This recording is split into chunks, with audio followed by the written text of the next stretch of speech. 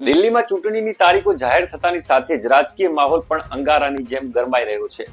આગામી 5 ફેબ્રુઆરીએ તમામ 70 બેઠકો પર મતદાન થશે, જ્યારે 8મી ફેબ્રુઆરીએ પરિણામ જાહેર થશે। આપને જણાવી દઈએ કે દિલ્હી વિધાનસભાનો વર્તમાન કાર્યકાળ 23 ફેબ્રુઆરીએ પૂરો થઈ રહ્યો છે। ત્યાં હવે ચૂંટણી યોજાવાની હોય તે પહેલા આમ આદમી પાર્ટી અને ભાજપ સામસામે મેદાને જંગમાં ઉતરી ગયા છે અને એકબીજાની જીતનો વિશ્વાસ વ્યક્ત કરવાની સાથે આક્ષેપબાજી પણ કરી રહ્યા છે। આ સાથે જ દિલ્હીમાં આ વખતે રાજનીતિ છેલ્લી હદ સુધી જાય તેવા એંધાણ દેખાઈ રહ્યા છે। સૌથી પહેલા તમને એક વિડીયો બતાવીશ, જેમાં ભાજપના નેતા પ્રવેશ વર્માએ દિલ્હીના પૂર્વ સીએમ અરવિંદ કેજરીવાલના કટઆઉટને યમુના નદીમાં ડૂબાડ્યું હતું। તેઓ સવારે લગભગ 10:40 વાગે આઈટીઓના યમુના ઘાટ પહોંચ્યા હતા। આ પછી તેઓ બોટમાં બેસીને નદીમાં ગયા અને કેજરીવાલના કટઆઉટને યમુનામાં ડૂબાડ્યું।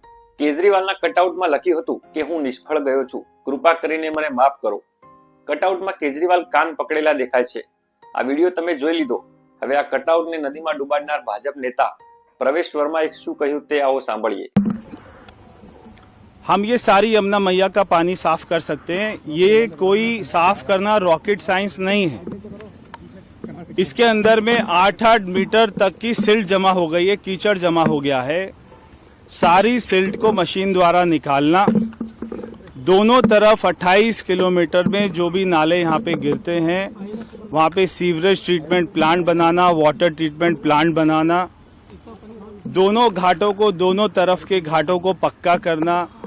यहाँ पे 10 लाख के करीब में आयुर्वेदिक पेड़ लगाकर ये पूरी यमुना मैया को अच्छा कर सकते हैं। जैसे हमारे यशस्वी प्रधानमंत्री मोदी जी ने साबरमती रिवर फ्रंट को बनाया, वैसे यमुना रिवर फ्रंट बना सकते हैं। 11 साल का समय बहुत ही लंबा होता है। अरविंद केजरीवाल ने बार बार कहा कि मैं यमुना को साफ कर दूंगा, अगर मैं साफ नहीं कर पाया तो मुझे दिल्ली की जनता वोट मत करना। 8,000 करोड़ रुपए खर्च किया यमुना मैया पर। ये 8,000 करोड़ रुपए कहाँ चला गया, आपको 1 रुपया भी खर्च किया हुआ नहीं दिखाई देगा। इसलिए उसकी तो जांच होगी ही।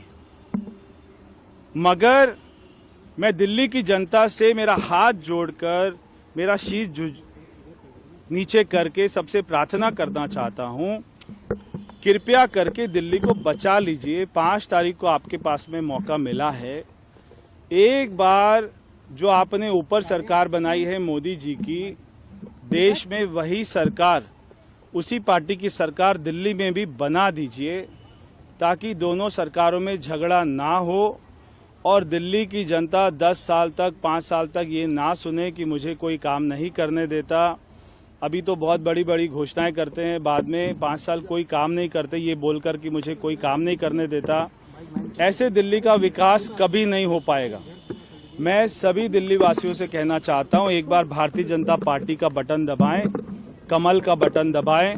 5 तारीख को हमको आशीर्वाद दें, हमारे सारे उम्मीदवारों को जिताएं, हमारी सरकार बनाएं, ताकि यमुना मैया को बहुत अच्छा साफ कर सकें। दिल्ली के सारे पूर्वांचल के भाई बहन छठी पर्व पर यहाँ पर आते हैं, ऐसे कीचड़ में डुबकी लगाते हैं, उनकी तबीयत खराब होती है, कई लोगों की मौत हो जाती है, मगर अरविंद केजरीवाल उनकी आज तक चिंता नहीं करता है। तो मेरा दिल्ली वासियों से कहना है, हमारी प्राथमिकता रहेगी सरकार की कि हम सबसे पहले यमुना मैया को साफ करेंगे। दिल्ली में मैं एक मेरा सपना मैं हमेशा देखता हूँ सुबह शाम, कि दिल्ली के लाखों लोग शाम को 7 बजे खाना खाने के बाद में ये कहें परिवार सहित कि चलो यमुना मैया पर घूम के आते हैं, टहल के आते हैं, और लाखों लोग यहाँ पे दोनों तरफ में टहल रहे हों, यहाँ पर घूम रहे हों, यहाँ पे जॉगिंग कर रहे हों, यहाँ पे मॉर्निंग वॉक, इवनिंग वॉक कर रहे हों, योगा कर रहे हों, मेडिटेशन कर रहे हों, यहाँ पे आयुर्वेदिक पेड़ लगाए जाएंगे। बहुत अच्छा हम यहाँ पे बना सकते हैं। इसलिए मैं सारे लोगों से प्रार्थना करूंगा कि भारतीय जनता पार्टी को जिताएं। और अरविंद केजरीवाल कहता था मैं यहाँ पे 2025 से पहले, चुनाव से पहले डुबकी लगाऊंगा, अगर मैं नहीं लगाऊंगा तो मुझे वोट मत करना। इसलिए कोई भी उसको वोट नहीं देना चाहिए। कांग्रेस ने एक 2 दिन पहले क्लिप जारी करी थी, जिसके अंदर जो मनीष सिसोदिया हैं उसमें जो डील करते हुए दिखाई दिए थे, उसकी ऑडियो क्लिप आज ईडी उनसे मांग सकती है। इस पर आप क्या कहें? देखिए, ये सारे के सारे लोग जो तिहाड़ से झूठे हुए आरोपी हैं, सुप्रीम कोर्ट ने इनको बेल देते हुए कई तरीके की कंडीशन लगा रखी है। साफ साफ पर कहा है कि ना तो अरविंद केजरीवाल कभी भी जीवन में दिल्ली सेक्रेटरीट जा सकता है, ना सीएम ऑफिस जा सकता है, ना कोई फाइल पे साइन कर सकता है, ना किसी अधिकारी से मिल सकता है। यानी कि अरविंद केजरीवाल इस जीवन में कभी दोबारा सीएम बन ही नहीं सकता है। सारे के सारे मंत्री इनके तिहाड़ से छूटे हुए जो है बेल पर आरोपी हैं, आज भी आरोपी हैं, कल वो फिर से जेल जा सकते हैं, लंबी लंबी सजाएं हो सकती हैं। इसलिए दिल्ली की जनता को मैं कहना चाहता हूं, कृपया झगड़े की सरकार को वोट मत डालिएगा, अच्छी सरकार को वोट डालिएगा, भारतीय जनता पार्टी को जिताएं ताकि दोनों सरकारें मिलकर काम करें। દિલ્હીમાં ચૂંટણી જાહેર થતાની સાથે જ ભાજપ અને આપ એકબીજા પર આક્ષેપો કરી રહ્યા છે। આ વચ્ચે કોંગ્રેસના નેતા જયરામ રમેશે કહ્યું કે આપ ભાજપની બી ટીમ છે। ભાજપ અને આપ એક જ સિક્કાની બે બાજુ છે, બંને વચ્ચે કોઈ જ ફરક નથી। आओ सांभळिए શું બોલ્યા જયરામ રમેશ। दिल्ली को भी लेकर हमने सवाल उठाए हैं, पर दिल्ली में चुनाव हो रहे हैं, पर हमारी रणनीति बिल्कुल साफ है। बीजेपी और आम आदमी पार्टी एक ही सिक्के के दो चेहरे हैं, बस इनमें कोई फर्क नहीं। हम दोनों बीजेपी और आम आदमी पार्टी से लड़ाई लड़ रहे हैं। आम आदमी पार्टी बीजेपी की बी टीम है, इन दोनों के बीच में कोई फर्क नहीं। बड़ी बात कह रहे हैं। बिल्कुल, ये तो मिली भगत है इनकी, ये एक जुगलबंदी है। दिखावा और कुछ दिखाते हैं, पर असली बात तो ये है ना, ये जुगलबंदी है बीजेपी और आम आदमी पार्टी के बीच में। ऐसा क्यों लग रहा है सर? मुझे पहले से ही मेरा ये मानना था कि आम आदमी पार्टी को किसने खड़ा किया? अन्ना हजारे आंदोलन किसने शुरू किया? प्रेरणा कहां से आई? समर्थन कहां से आया? सब लोग जानते हैं कहां से आया। ये तो आरएसएस का हाथ था ना इसके बीच में, इसके पीछे।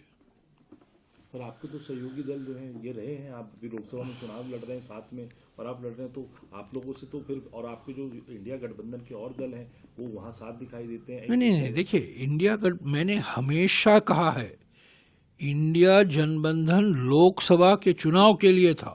ऐसे तो हम वामपंथियों के खिलाफ लड़ रहे हैं केरला में हम वामपंथियों के खिलाफ लड़ रहे हैं ना, पर इंडिया जनबंधन का वो एक हिस्सा है। तो इंडिया अलायंस तो था ना विपक्षी पार्टियों का, हमने क्यों बनाया था? लोकसभा चुनाव के लिए बनाया था, और हमने ये समझा और पहचाना कि इंडिया जनबंधन के पार्टियों के बीच में राज्यों के चुनाव में मुकाबला हो सकता है, इसमें कोई बड़ी बात नहीं है। હવે કાલકાજી વિધાનસભા ક્ષેત્રના કોંગ્રેસના ઉમેદવાર અલકા લાંબાએ પણ અરવિંદ કેજરીવાલને એક ચેલેન્જ કરી છે। आओ सांभळिए તેઓએ શું ચેલેન્જ કરી છે। इसे कहते हैं, एक कहावत सुनिए, ऊंट पहाड़ के नीचे आ गया। ये वही ऊंट है जो पहाड़ के नीचे अब आ गया है।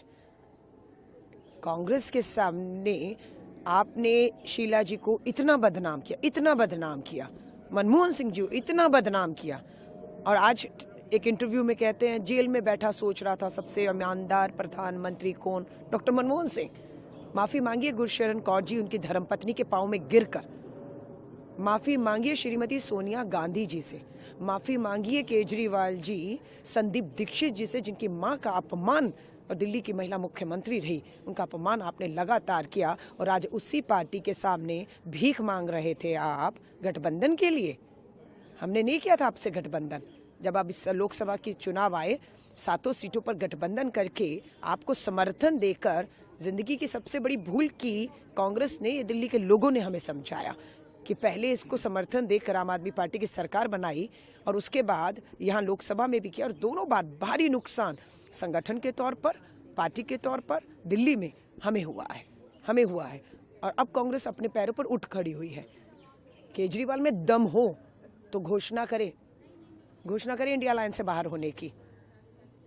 कांग्रेस 100 सांसदों के साथ इंडिया अलायंस में बनी हुई है, 100, और आपके पास 7 सांसद बीजेपी की गोद में डालने वाले का नाम केजरीवाल है।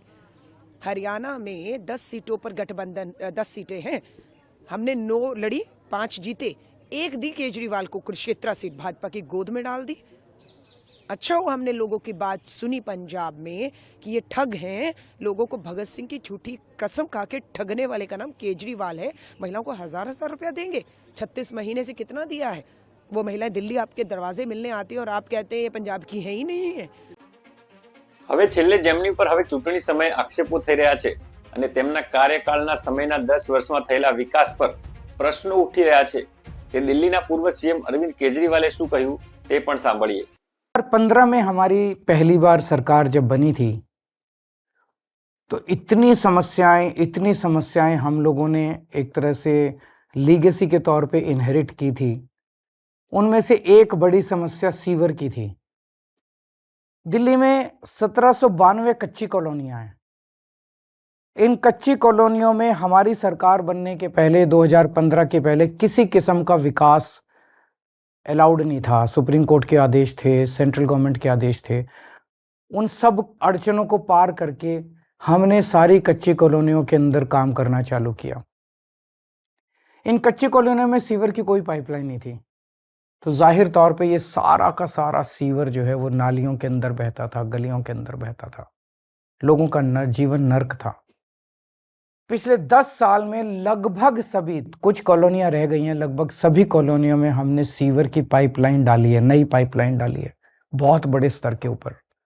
पाइपलाइन डालने के बाद अब हर घर को सीवर से जोड़ने का काम चल रहा है।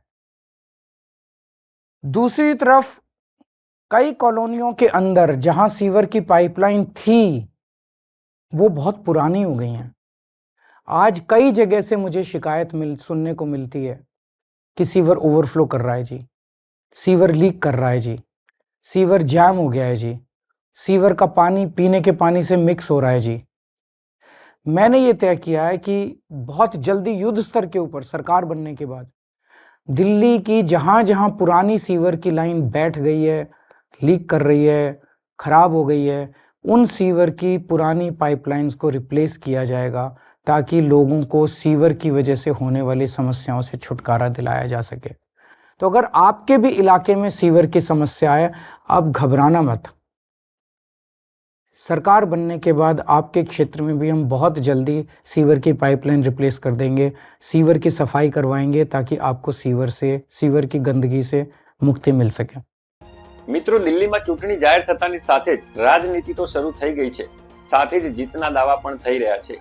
કેજરીવાલ કહે છે કે તેમનું કામ બોલે છે અને જનતા કામ જોઈને મત આપશે, જ્યારે ભાજપ તેમના કામ ઉપર સવાલ ઉઠાવી રહી છે। આ સાથે જ કોંગ્રેસ પાર્ટી પણ આપને ભાજપની બી ટીમ ગણાવી રહી છે। ત્યારે હવે ચૂંટણીના પરિણામ બાદ જ સામે આવશે કે કેજરીવાલ બાજી મારશે કે ભાજપ કેજરીવાલને ઘર ભેગા કરશે। પરંતુ હાલમાં તો દિલ્હીમાં વિધાનસભાની ચૂંટણીને લઈ ભારે રાજકીય માહોલ ગરમાયો છે।